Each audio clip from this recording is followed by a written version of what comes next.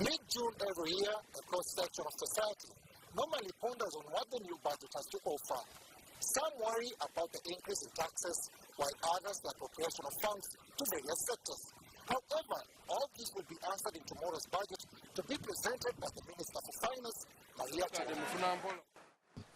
A cross-section of the society have aired their views on what they think should be government's priority sectors. We feel prioritizing agriculture is key in realizing our development goals as we implement Vision 2020 and Vision 2040. We still need to prioritize health, we need to prioritize human development, and that's development invested in education.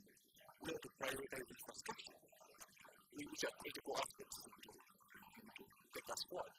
Development. Critical to note is that this year's fiscal estimates will be presented amidst a 93% reduction of donor input to the national budget. Fortunate that as a country we are depending, especially our health budget is depending largely on the donor fund. But unfortunately now that the donors are pulling out, I think as a country we need to wake up. To the contrary, experts say it's not real aid cut, but a shift in strategy by the donors to enhance service delivery. Because I think what the donors have done this time round is to reduce commitment that would go through the government accounting systems, but rather keep their money and have control on how it is being spent.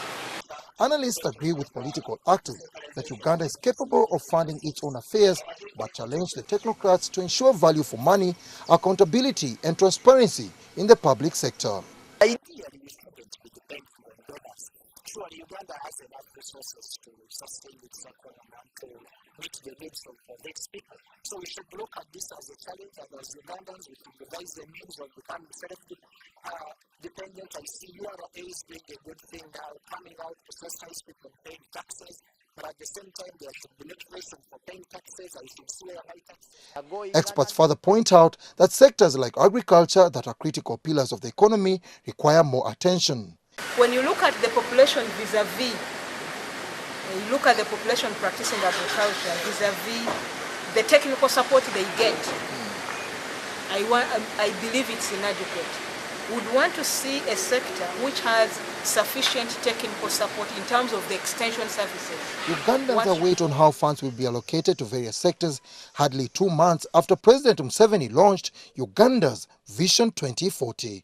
So I'm expecting actually the budget to have increases in several things: taxes on fuel, taxes on alcohol, taxes on airtime.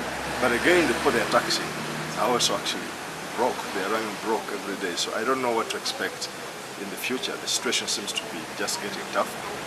If we observe the not late, we have no reason to move forward.